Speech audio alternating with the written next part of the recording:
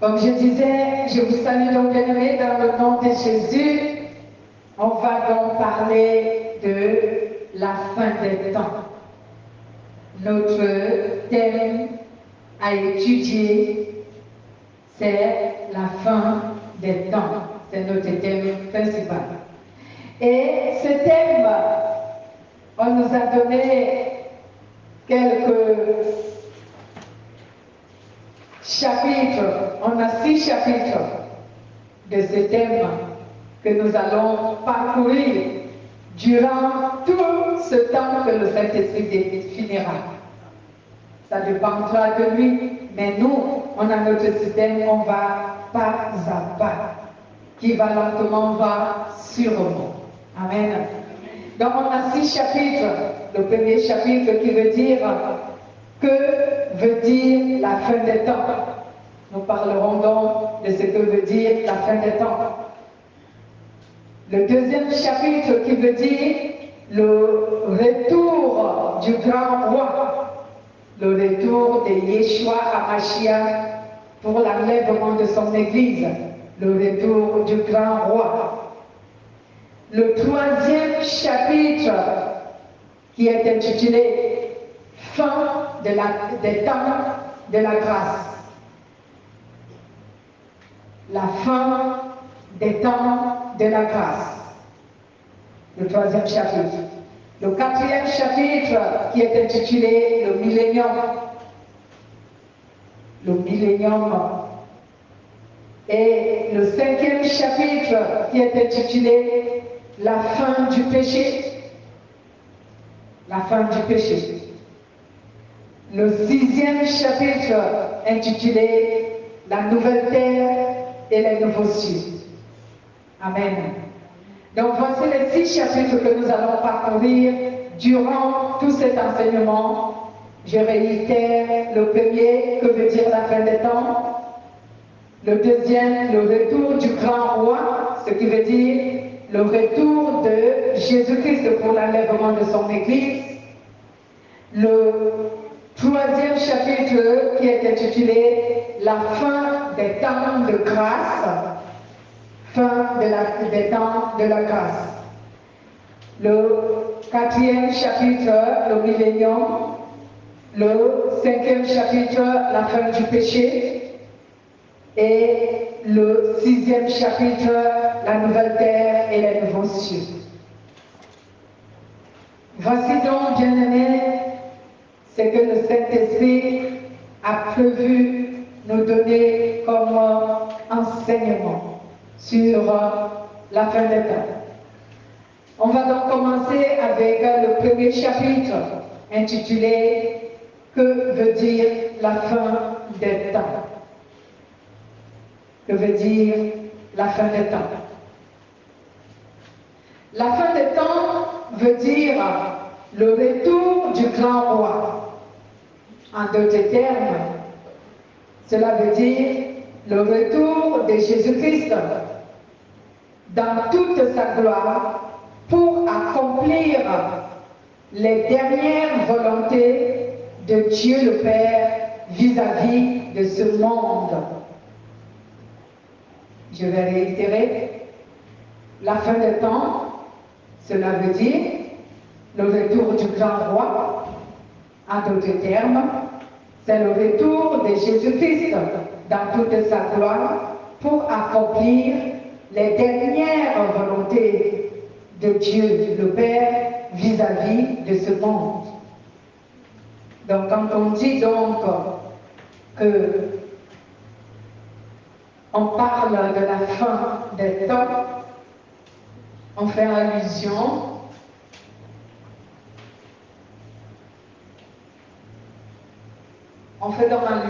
au retour de Jésus-Christ qui vient accomplir les dernières volontés de son Père vis-à-vis de ce monde. Donc Jésus revient accomplir les dernières volontés de Dieu vis-à-vis de ce monde. Ces volontés, nous allons le connaître. Déjà, ce qu'il faut qu'on sache, c'est que la fin de temps est une période, une succession d'événements qui vont se passer. Amen.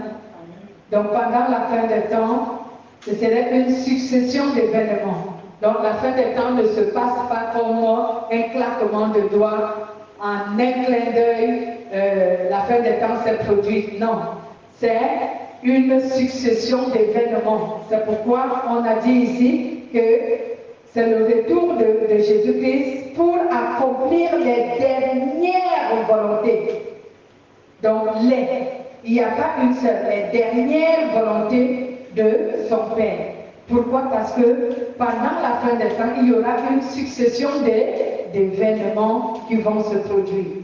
Donc, en quelque sorte, la fin des temps ne se produira pas en 1 an, ou en 2 ans, ou en 3 ans, comme les gens peuvent penser, mais ce serait une très longue période où Dieu va accomplir une succession d'événements jusqu'à ce que vienne la fin, totalement la fin. Amen. On va lire d'abord Luc chapitre 17 au verset 28 à 30. Le livre de Luc, chapitre 17. La personne qui trouve peut lire, dans le cas contraire, je fais la lecture. Luc chapitre, je vais faire la lecture, mais préparez-vous à lire pour qu'on soit rapide, parce que je ne peux pas en même temps lire, en même temps... Oui, Luc chapitre 17, verset 28 à 30. Il est écrit: ce sera comme du temps de Lot. Les gens mangeaient et buvaient, achetaient et vendaient, plantaient et bâtissaient. Mais le jour où Lot quitta Sodome, il tomba du ciel une pluie de soufre enflammée qui les fit tous périr.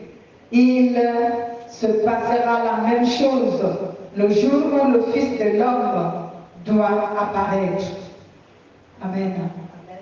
Il se passera la même chose le jour où Jésus-Christ doit revenir. Parce que pendant le temps de Lot, les gens mangeaient, les gens buvaient, les gens faisaient quoi? Ils achetaient, ils vendaient. En d'autres termes, les gens vaquaient à leurs occupations.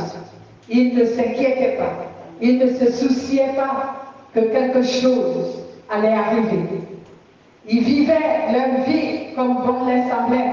Ils ne s'inquiétaient pas de l'existence de Dieu ni de sa volonté. Mais quand l'ange de Dieu était entré à Sodome, ils furent surpris de ce qui était arrivé à cause de leur péché. Donc il en sera ainsi lorsque la fin du monde va commencer. Puisque aujourd'hui, le monde va à ses occupations. Personne ne s'inquiète, personne ne se soucie. Les gens font tout ce qu'ils veulent. Ils ne s'inquiètent pas de ce que l'une ou l'autre chose peut arriver et compromettre leur vie. Non, ils ne sont pas inquiets. Et même pas la mort, ils ne songent pas. Ils continuent à vivre comme ils veulent. Parce que pour certains, on ne leur a jamais parlé de l'enfer qui existe. Pour d'autres, ils doutent que cela n'est pas vrai. Cela doit être une légende. Ce n'est pas une réalité. Mais nous savons que cela est vrai et que c'est une réalité. C'est pourquoi nous en parlons, afin de renouveler notre souvenir, pour nous apprêter à ce que ce jour ne soit pas une surprise pour nous. C'est pourquoi nous l'attendons. Amen. En apprenant à nous sanctifier et à garder une bonne communion avec l'Esprit de Dieu, le Saint-Esprit. Amen. Lisons également 1 Thessaloniciens, chapitre 5, verset 3. 1 Thessaloniciens, Nouveau Testament, chapitre 5, les Épîtres. au chapitre 5. Vous êtes à la page, lisez. Chapitre 5, verset 3.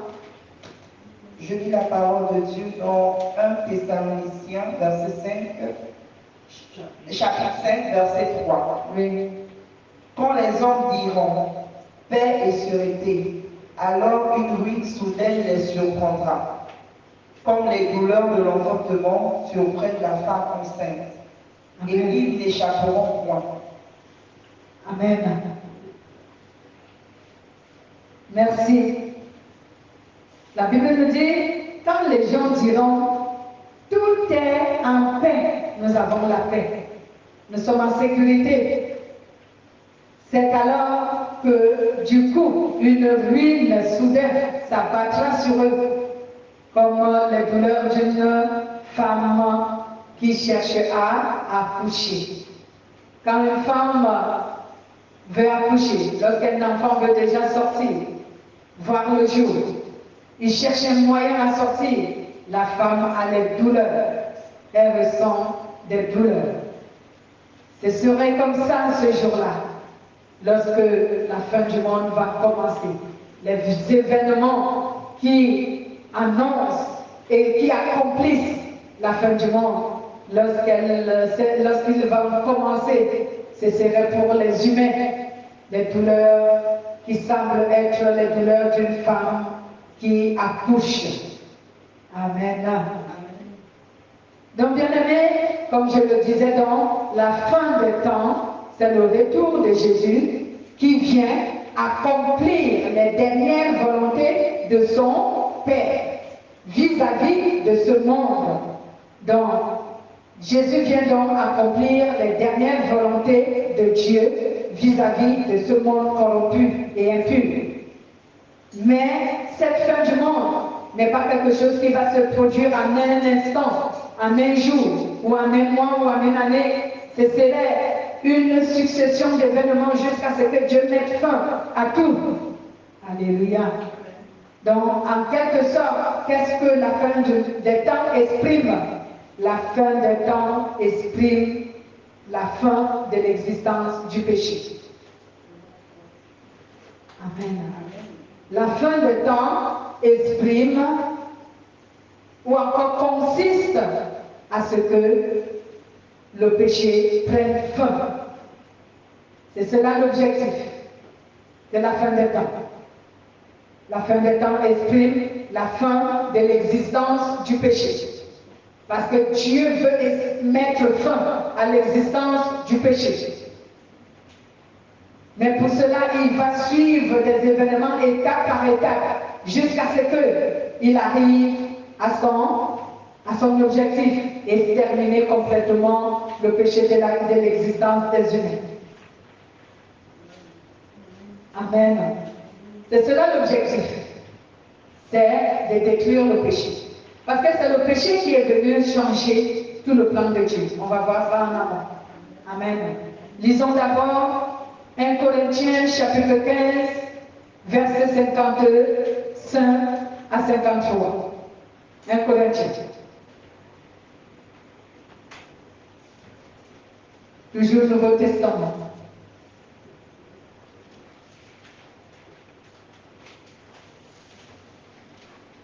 Chapitre 15, au verset 55 à 56. Je vais faire la lecture, il est écrit. Mort, où est ta victoire? Mort, où est ton pouvoir de tuer? La mort tient du péché, son pouvoir de tuer. Je vais recommencer le verset 56. La mort tient du pouvoir, la mort tient du péché son pouvoir de tuer. Et le péché tient son pouvoir de la loi. Amen. Ô mort, où est ton aiguillon? Ô mort, où est ta victoire? Le pouvoir du péché vient de la loi. Et Dieu va mettre fin à ce pouvoir. C'est cela son objectif pour la fin des temps. Parlons également d'Apocalypse, chapitre 20, verset 14. Apocalypse, chapitre 20, au verset 14, qui est à la page.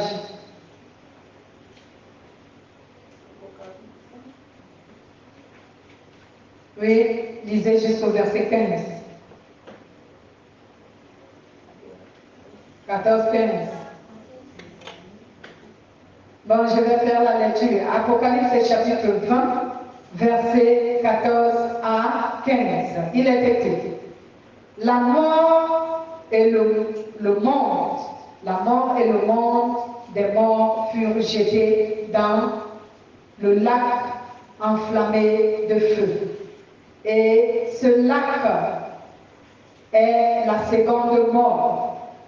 Quiconque n'a pas son nom inscrit dans le livre de vie fut jeté dans le lac enflammé, dans le lac de feu.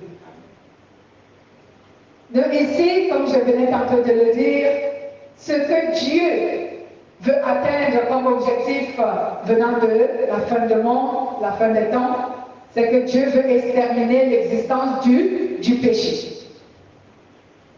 Donc, Dieu prévoit la fin des temps pour ramener le monde à son plan d'origine, selon qu'il avait créé le monde depuis le commencement.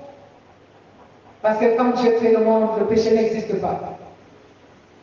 Donc Dieu veut donc ramener le monde à son plan d'origine. Comme lorsqu'il a créé le monde. À cet instant, le péché n'existait pas. Mais seulement maintenant, à cause du péché, il y aura quelques améliorations, il y aura quelques changements pour le monde à venir. Dans le nouveau monde que Dieu va créer, il va donc faire quelques changements, quelques améliorations, et cela parce que le péché ne doit plus exister dans le monde à venir. Il n'y aura plus de péché. C'est pour cela que Dieu va améliorer, il va changer certaines choses qui se sont produites dans ce monde à cause du péché. Alors Dieu va faire quelques améliorations pour le monde à venir. Dieu va faire quelques améliorations, quelques changements pour le monde à venir, afin que plus jamais le péché ne revienne au milieu des hommes. Amen. Afin que plus jamais le péché ne vienne dans le monde à venir, ce nouveau monde que Dieu va créer. Parce que nous avons vu le 6e chapitre qui nous dit qui est intitulé autant pour moi la nouvelle terre et les nouveaux cieux. Amen.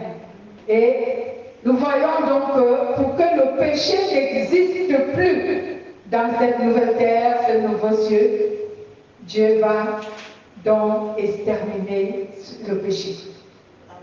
Amen. Donc Dieu prévoit la fin des temps pour ramener le monde à son plan d'origine, selon qu'il avait créé le monde depuis le commencement. Parce qu'à cet instant, quand Dieu crée le monde, le péché n'existe pas. C'est pourquoi Dieu va donc faire quelques améliorations et quelques changements pour le monde à venir, afin que le péché ne séjourne plus dans ce monde à venir. Amen. Car lorsque Dieu crée le monde, il n'y a pas le péché. Et c'est le péché qu'on appelle ici la mort. Amen. C'est le péché que Corinthiens a appelé ô mort, où est ton aiguillon? Où est ton pouvoir de tuer? Et le pouvoir de tuer, qui détient ce pouvoir de tuer? C'est le péché. C'est le péché qui détient le pouvoir de tuer. Donc nous savons donc déjà que, bien aimé, il n'y avait pas le péché. lorsque Dieu crée le monde. Et donc, la mort non plus n'existait pas. Que ce soit la mort physique, naturelle, ou que ce soit la mort spirituelle. Quand Dieu crée le monde, au commencement, ceci n'existait pas. Parce que c'est le péché qui introduit dans le monde la mort naturelle et la mort spirituelle.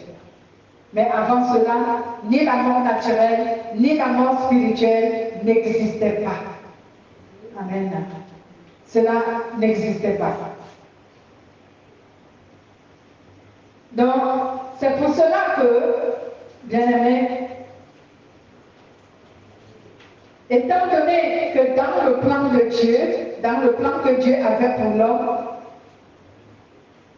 quand il crée le monde et qu'il place un être humain dans ce monde, c'est-à-dire sur la terre, le plan de Dieu était que l'homme devait vivre éternellement ici, sur cette terre.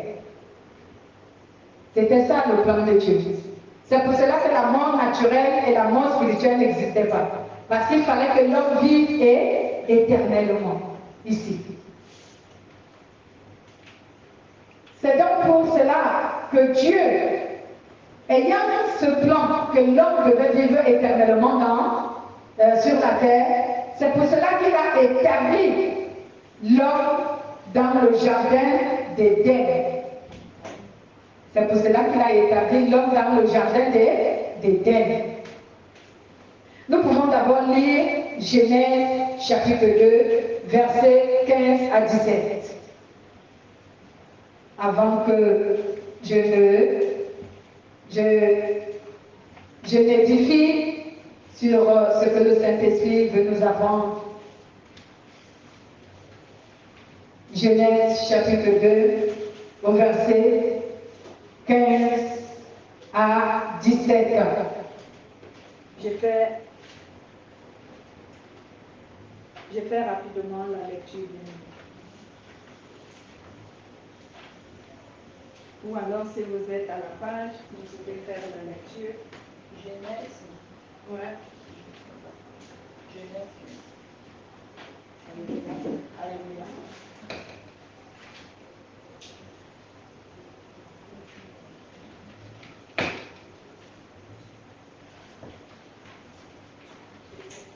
La parole de Dieu dans Genèse 2, versets 15 à 17. L'Éternel Dieu prit l'homme et le plaça dans le jardin d'Éden pour le cultiver et pour le garder.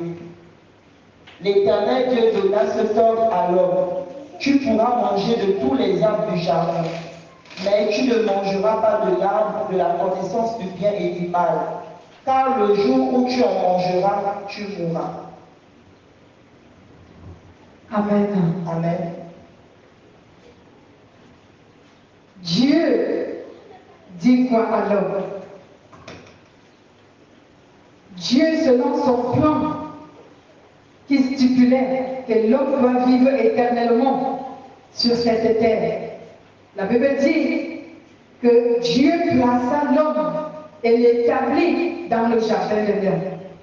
Donc il prit l'homme, il l'établit dans le jardin d'Éden pour que celui-ci le cultive et qu'il le garde.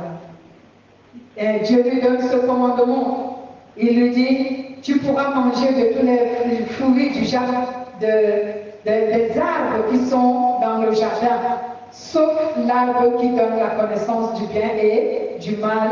Celui-là, tu ne le mangeras pas, parce que si tu le manges, tu mourras. Amen. Dieu établit l'homme dans le jardin d'Éden à cause de son plan que l'homme doit vivre éternellement. Qu'est-ce qu'on appelle d'ailleurs le jardin d'Éden? Éden ici est le symbole de la présence de Dieu. Quand on parle d'Éden, on fait allusion à la présence de Dieu. Vous savez que Dieu a beaucoup plus parlé en paraboles. Et la Bible aussi a beaucoup plus de paraboles qu'il faut comprendre et trouver le véritable message.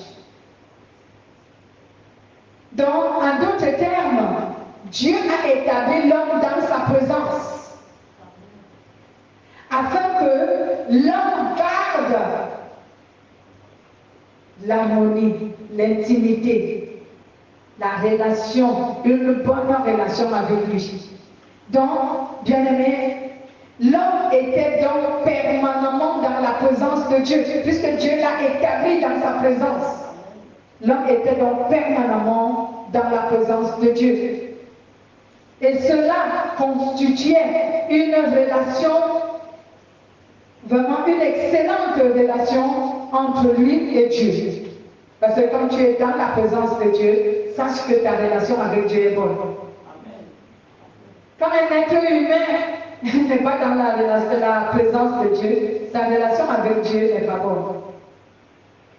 Et déjà, pour en être sûr, qu'est-ce qu'on appelle vraiment la présence de Dieu? Être dans la présence de Dieu. Parce qu'il y a les chrétiens, quand ils chantent, ils disent je suis dans la présence de Dieu. Quand ils prient, ils disent je suis dans la présence de Dieu. Je ne dis pas que ce n'est pas vrai, mais es-tu sûr que Dieu est présent là où tu es? Les frissons que l'on ressent. Ah, tous les esprits donnent les frissons, même les démons donnent les frissons aux gens.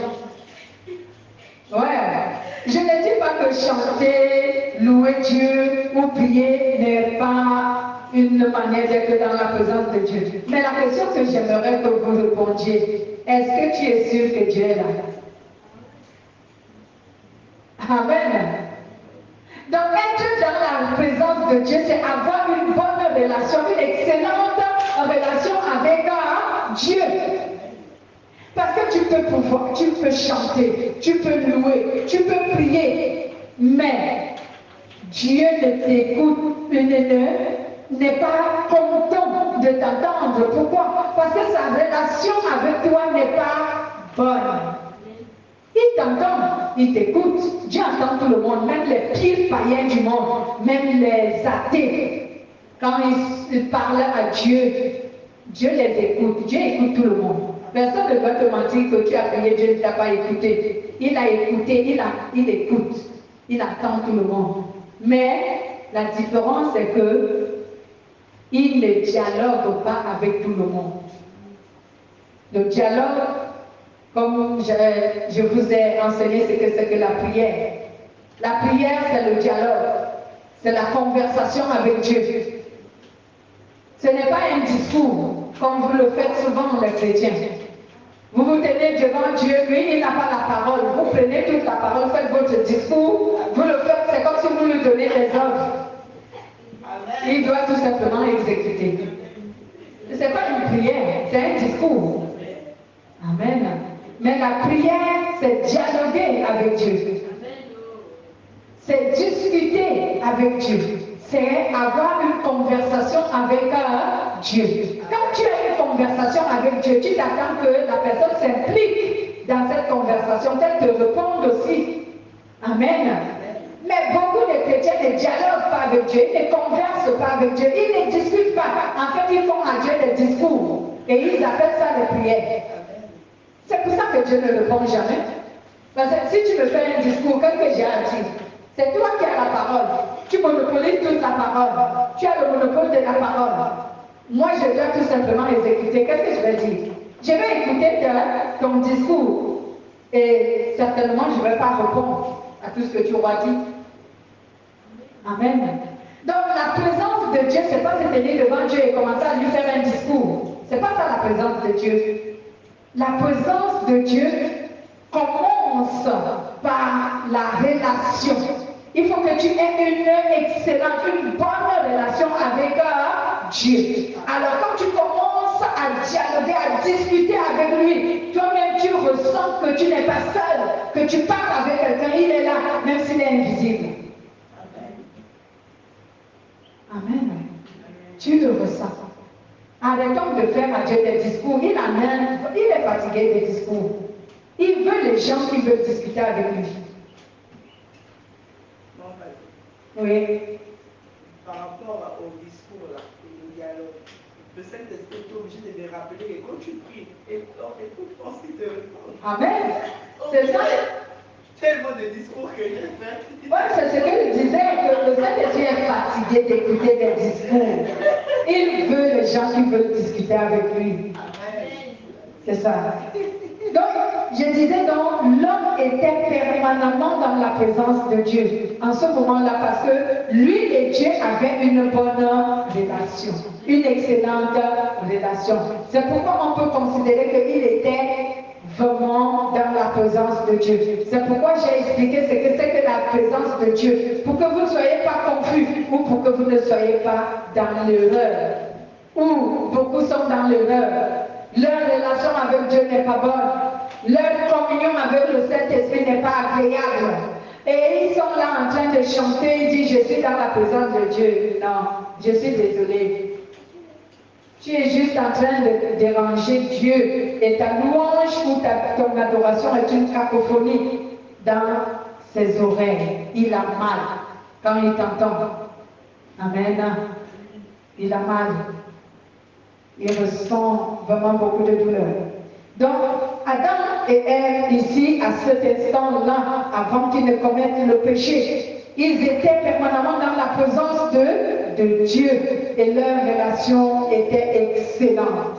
Et c'est pourquoi, pour qu'ils gardent cette relation dans cet aspect, pour qu'ils gardent cette bonne relation, pour que leur relation reste bien, c'est pourquoi Dieu leur a donné ce commandement. Il leur a dit, vous pouvez manger tous les fruits des arbres, autant pour moi, tous les fruits des arbres du jardin, mais le fruit de l'arbre qui donne la connaissance du bien et du mal, ne le mangez pas.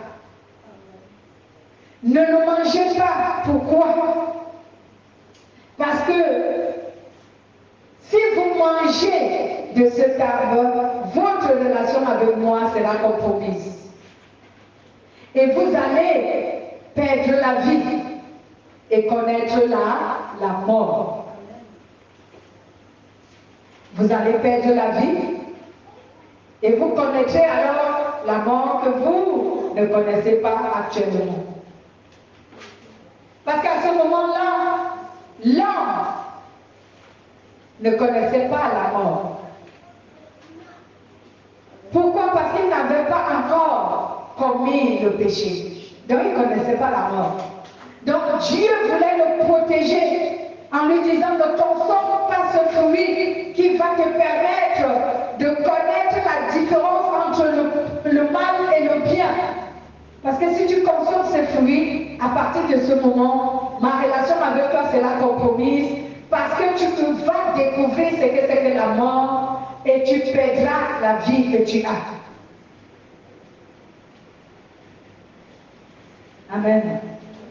Parce que, bien aimé, la vie de l'homme dépendait de la relation qu'il avait avec Dieu. La vie que Adam et Ève, quand je dis l'homme, je parle de l'homme avec grand H. Donc, la vie de l'homme, la vie de l'être humain dépendait de cette relation qu'il avait avec Dieu. Si cette relation se compromettait, l'être humain n'avait plus la vie. Parce que l'être humain tire sa vie de Dieu.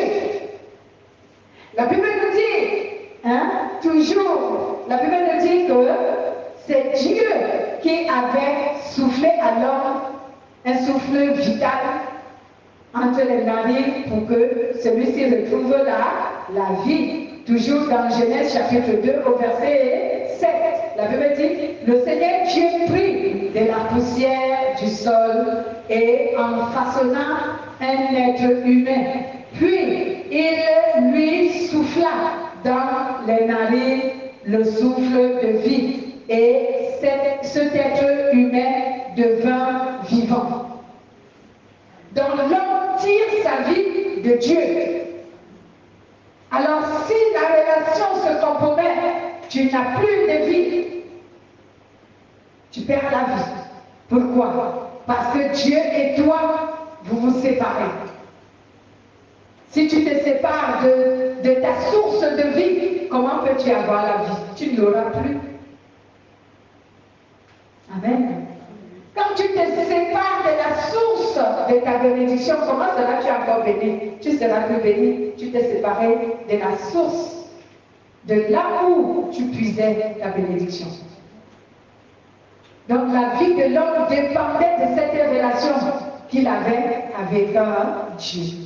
Et toutefois qu'il a compromise cette relation en désobéissant à ce que Dieu lui avait dit, à partir de cet instant, l'homme a appelé à lui la mort qui n'existait pas dans sa vie. C'est pour cela que nous mourons naturellement et que nous mourons spirituellement.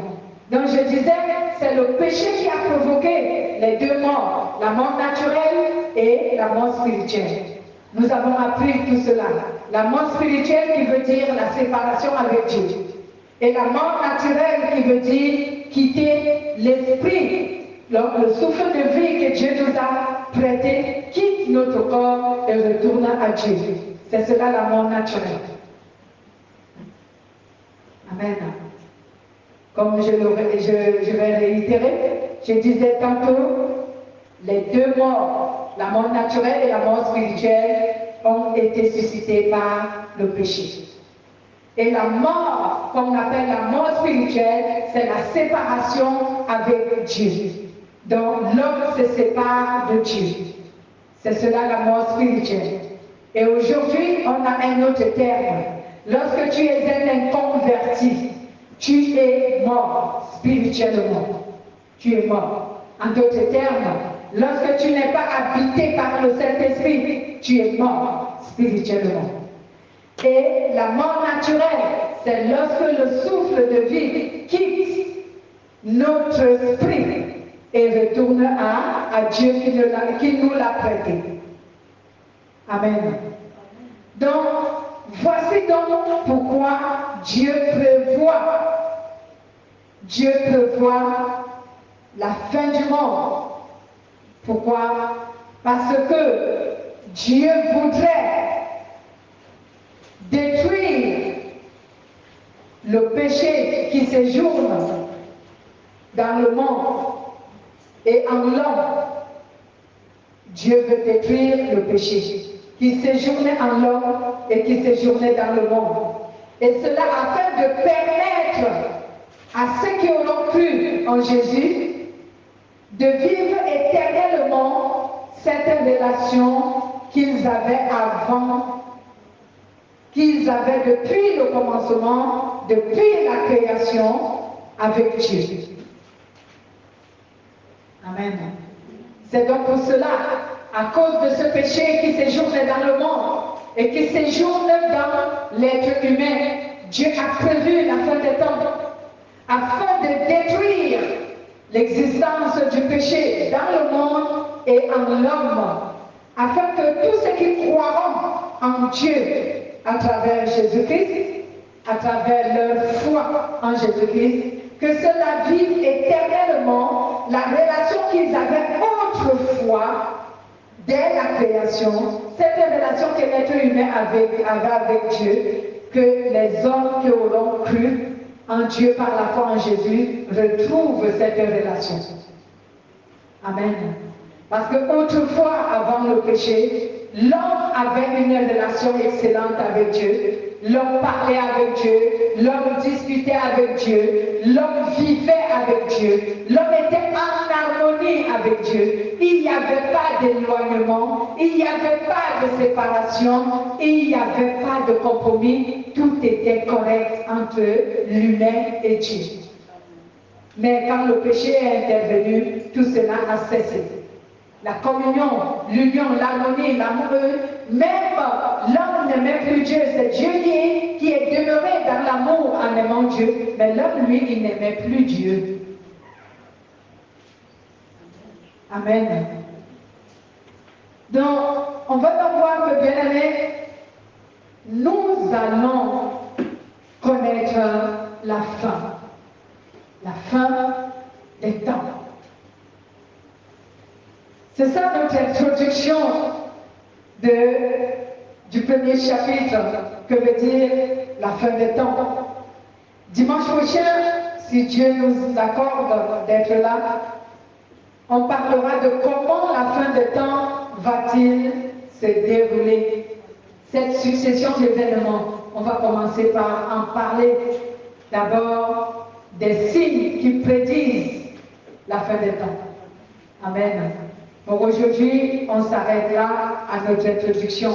Ce qu'on doit retenir, c'est que la fin des temps, c'est le retour de Jésus-Christ qui vient accomplir les dernières volontés de Dieu, le Père, vis-à-vis de ce monde.